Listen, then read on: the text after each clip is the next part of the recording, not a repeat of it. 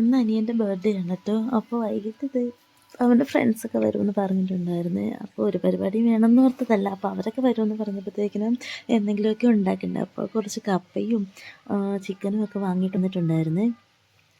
ഇവിടെ നിന്ന് എന്ത് പരിപാടിയാണെങ്കിലും കപ്പ ഇല്ലാണ്ടൊരു പരിപാടിയില്ല കേട്ടോ. നമുക്ക് കൂടുതലും ഇങ്ങോട്ടേക്ക് കല്യാണത്തിനൊക്കെ കപ്പ ബിരിയാണി അല്ലെങ്കിൽ കപ്പയും ബീഫും അങ്ങനെയുള്ള കപ്പ വിറ്റൊരു കളിയില്ല കേട്ടോ. പിന്നെ അല്ലാണ്ടാണെങ്കിലും ഇവിടെ എല്ലാവർക്കും കപ്പ നിർബന്ധമാണ് കേട്ടോ. ഇവിടെ അങ്ങനെ ചോറിനോടൊന്നും വലിയ ചോറിനേക്കാളും നമ്മൾ പ്രാധാന്യം കൊടുക്കുന്നത് കപ്പയ്ക്കാണ് കേട്ടോ. പിന്നെ ഇതേ കപ്പയൊക്കെ മേടിച്ചുകൊണ്ട് വന്നിട്ടുണ്ട്. അപ്പോൾ അമ്മ ഇതേ എനിക്കെല്ലാം നല്ലപോലെ തൊലിയൊക്കെ കളഞ്ഞിട്ട് തന്നിട്ടുണ്ട് കേട്ടോ. ഞാൻ അമ്മയോട് കപ്പ കൊത്തിക്കോളാന്ന് പറഞ്ഞിട്ടുണ്ടായിരുന്നു. അതുകൊണ്ട് അമ്മ എനിക്ക് കപ്പയെല്ലാം പുറത്ത് കൊണ്ടുവച്ച് പൊളിച്ച് നന്നായിട്ട് കഴുകി തന്നിട്ടുണ്ട്. അതിനിടയിൽ കുഞ്ഞ് വന്നിട്ടുണ്ട് കേട്ടോ. അവൾക്ക് വഴക്കൊന്നുമില്ല കേട്ടോ. അവൾക്ക് കാർട്ടൂൺ വെച്ച് കൊടുക്കാൻ പറഞ്ഞു. അപ്പോൾ ഞാനും വിചാരിച്ച് കാർട്ടൂൺ വെച്ച് കൊടുക്കാം, കുറച്ച് നേരം അവൾ വഴക്കില്ലാണ്ട് അവിടെ ഇരുന്നോളുമല്ലോ. അങ്ങനെ അവൾ കാർട്ടൂണൊക്കെ കണ്ടിരുന്നു കേട്ടോ. അതിനിടയിൽ ഞാൻ വന്ന് കപ്പ കൊത്താനായിട്ട് വന്നിരുന്നു. അപ്പോൾ എൻ്റെ അടുത്ത് അവൾക്ക് പച്ചക്കപ്പ കഴിക്കാൻ ഭയങ്കര ഇഷ്ടമാണ് കേട്ടോ. അപ്പോൾ വയറുവേദനയൊക്കെ ഉണ്ടായാലോ എന്നോർത്ത് ഞാൻ പേടിച്ച് കൊടുക്കാണ്ടിരിക്കുന്നതാണ് കേട്ടോ അത്. എന്നാലും ഒരു ചെറിയ കഷ്ണമൊക്കെ ഞാൻ കൊടുത്തിട്ടുണ്ട്. പിന്നെ വല്യമ്മച്ചി അതിനിടയിൽ ചിക്കൻ വെക്കാനുള്ള സവോള, ഇഞ്ചി, വെളുത്തുള്ളി അങ്ങനെയുള്ള സംഭവങ്ങളൊക്കെ അരിഞ്ഞെല്ലാം റെഡിയാക്കിക്കൊണ്ടിരിക്കുകയാണ് കേട്ടോ.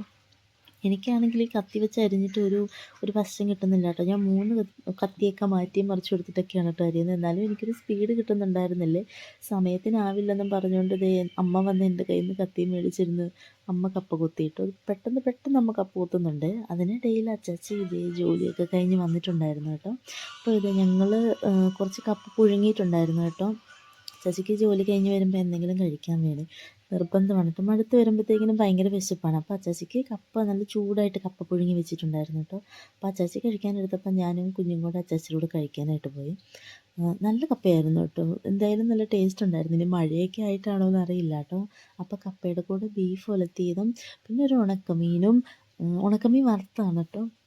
പിന്നെ കാന്താരി പൊട്ടിച്ചതുമായിരുന്നു കേട്ടോ. കാന്താരി പൊട്ടിച്ചതിന് നല്ല ടേസ്റ്റ് ഉണ്ടായിരുന്നു കേട്ടോ.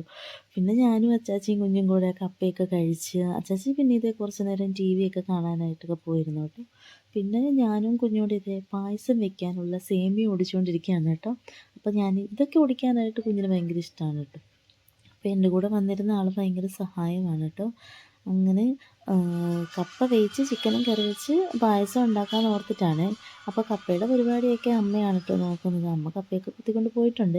ഞാനെന്തായാലും പായസം ഒടിക്കാനായിട്ട് ഇരുന്നു കേട്ടോ. ഇതൊക്കെ ആകുമ്പോൾ കുറച്ച് എളുപ്പമുള്ള പരിപാടികളാണല്ലോ. അതുകൊണ്ട് പായസം വയ്ക്കുന്നത് ഞാനാട്ടോ. അപ്പം ഞാനതുകൊണ്ട് നേരെ ഈ പണിക്കായിട്ട് പോകുന്നത്. പുറത്ത് നല്ല മഴയാണ് കേട്ടോ. കുറേ ദിവസമായി മഴ തുടങ്ങിയിട്ട്. വെയിലെന്ന് പറയുന്ന സംഭവമേ നമുക്കിങ്ങോട്ട് കാണാനില്ല കേട്ടോ. തുണിയും ഒന്നും ഉണങ്ങുന്നില്ല. ആകെ പണിയൊരു മോശം കാലാവസ്ഥയാണ് കേട്ടോ. പിന്നെ ഈ മഴയൊക്കെ ഉള്ള സമയത്ത് നമുക്ക് എന്തെങ്കിലും ചൂടായിട്ട് കഴിക്കാനൊക്കെ ആയിരിക്കുമല്ലോ ഇഷ്ടം. അങ്ങനെ എന്തായാലും ഇവിടെ എല്ലാ ദിവസവും വൈകിട്ടത്തെ ഫുഡ് അമ്മ വൈകിട്ട് മാത്രമേ വെക്കുള്ളൂ കേട്ടോ. രാവിലെ വൈകിട്ടത്തേക്കിനുള്ളതൊന്നും കൂട്ടി വെക്കത്തില്ലേ. അമ്മ വൈകിട്ട് വന്നിട്ടാണ് കേട്ടോ വൈകിട്ടത്തേക്കിനുള്ളത് എന്തെങ്കിലും ഉണ്ടാക്കുന്നത്. ചിലപ്പോൾ പുട്ടായിട്ടോ കപ്പയായിട്ടോ അങ്ങനെ എന്തെങ്കിലും മാറ്റി മറിച്ചൊക്കെ വെക്കും കേട്ടോ.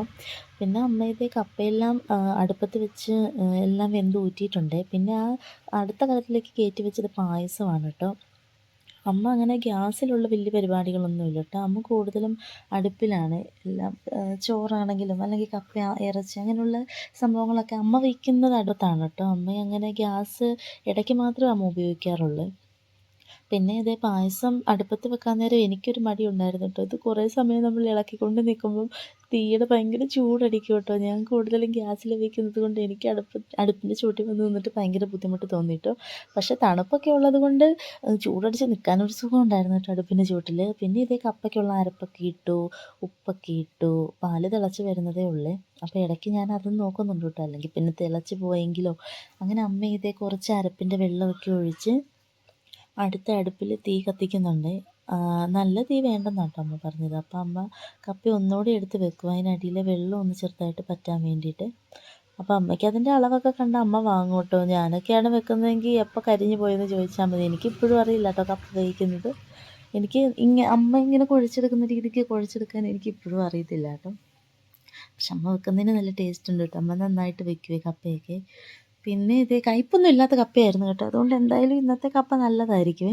അതിനിടയിൽ ഇതേ കുഞ്ഞ് കാർട്ടൂൺ കളിയൊക്കെ കണ്ട് പതുക്കെ എണീറ്റ് വന്നിട്ടുണ്ട് കേട്ടോ. അപ്പം ഞാൻ പായസത്തിനുള്ള സേമിയായും മുന്തിരിങ്ങയൊക്കെ നേരത്തെ തന്നെ നെയ്യിൽ വറുത്ത് വെച്ചിട്ടുണ്ടായിരുന്നേ. അപ്പോൾ പാല് തിളച്ച് വന്നപ്പോൾ ഞാനിത് സേമിയ ഇട്ട് കൊടുത്തുകൊണ്ടിരിക്കുകയാണ് കേട്ടോ. അപ്പം അമ്മേൻ്റെ അടുത്ത് വന്നൊന്ന് പറയുന്നതാണ് കേട്ടോ, താഴോട്ടൊന്നും പോവരുത്, മേത്തോട്ടൊന്നും തെറിക്കരുത്, തീ നോക്കണം എന്നൊക്കെ പറഞ്ഞ് എൻ്റെ പുറകെ നിൽപ്പുണ്ട്. പിന്നെ ഇത് ഞാനും ഇതെന്ത് ചവ്വരി നേരത്തെ വെള്ളത്തിലിട്ട് വെച്ചിട്ടുണ്ടായിരുന്നു കേട്ടോ. അപ്പോൾ അതുകൂടെ അതിൻ്റെ കൂടത്തിൽ ഇട്ട് കൊടുത്തിട്ടുണ്ട്. അങ്ങനെ ഇളക്കി കുറച്ചൊക്കെ പാകമായി വന്നിട്ടുണ്ട് കേട്ടോ. പിന്നെ ഇതേ പഞ്ചസാര ഇടാൻ തുടങ്ങുവാണ് അടുപ്പിൽ. അമ്മ അടുത്ത അടുപ്പിൽ തീ നോക്കുകയാണ് കേട്ടോ, കാരണം കപ്പ അതിലിരിക്കുകയാണല്ലോ. പിന്നെ അമ്മ ഇത് എൻ്റെ അടുത്ത് പഞ്ചസാര ഇടാൻ പറഞ്ഞ് ഞാൻ പഞ്ചസാര ഇടുമ്പോൾ അമ്മ ഇളക്കി തരികയാണ് കേട്ടോ. മധുരം കൂടിപ്പോയാലോ, ഒരുപാട് മധുരം വേണ്ടെന്നാണ് കേട്ടോ അമ്മ പറയുന്നത്. കാരണം വല്യമ്മച്ചിക്കൊക്കെ ഷുഗറുണ്ട്.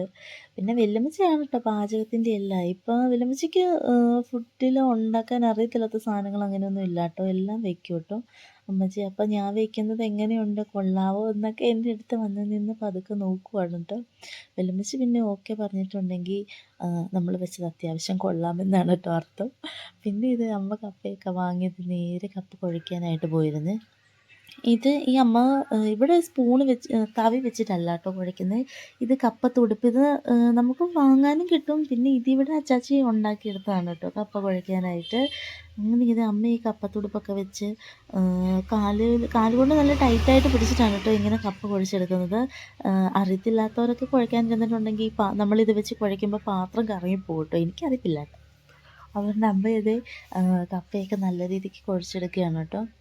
ഈ കപ്പ കുഴയ്ക്കുന്നതിൻ്റെ കൂടെ തന്നെ കപ്പയ്ക്ക് ഉപ്പ് പാകമായിട്ടില്ലെങ്കിൽ അതും ഇട്ട് കൊടുക്കുവേ. പിന്നെ ഇത് എൻ്റെ പായസമൊക്കെ റെഡി ആയിട്ടുണ്ട് കേട്ടോ. ഞാൻ ആകെ ചെയ്ത ഒരു കാര്യം ഇതാണ് കേട്ടോ.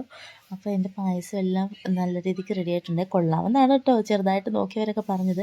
പിന്നെ ഇത് അവൻ കേക്ക് മുറിക്കാനായിട്ട് വന്നേ. കുഞ്ഞിനെ എടുത്തുകൊണ്ട് കേക്ക് മുറിക്കാൻ നോക്കിയപ്പോൾ അവൾ നിൽക്കുന്നില്ല കേട്ടോ. അതുവരെ അവൻ്റെ കൂടെ കേക്ക് മുറിക്കാൻ നിൽക്കണമെന്ന് പറഞ്ഞുകൊണ്ട് നിന്നവളാണ്. കേക്കും കൊണ്ടുവന്ന ആൾക്കാർ വന്നപ്പോൾ അവൾക്ക് എൻ്റെ കയ്യിലേക്ക് തന്നെ വരണം കേട്ടോ. മേശയിൽ നിർത്തിയിട്ടും അവൾ നിൽക്കുന്നില്ലായിരുന്നു കേട്ടോ, അവൻ്റെ കൂടെയും പോകുന്നില്ലായിരുന്നു. പിന്നെ ഇത് ഞാൻ എടുത്ത് പിടിച്ചു. അങ്ങനെ എല്ലാവരുമായിട്ട് കേക്കൊക്കെ മുറിച്ചു. ഇവൻ്റെ ഫ്രണ്ട്സാണ് കേട്ടോ ഇതെല്ലാം. ഇവരെല്ലാവരും ജോലി കഴിഞ്ഞിട്ടാണ് കേട്ടോ വരുന്നത്. അപ്പോൾ ഇപ്പോൾ സമയം ഒരു 9 മണി 9:30 ആയിട്ടുണ്ടായിരുന്നു. അപ്പോൾ അതൊക്കെ കഴിഞ്ഞിട്ടാണ് കേട്ടോ എല്ലാവരും വരുന്നത്. അങ്ങനെ എല്ലാവരും വന്നു, കേക്കെല്ലാം മുറിച്ചു.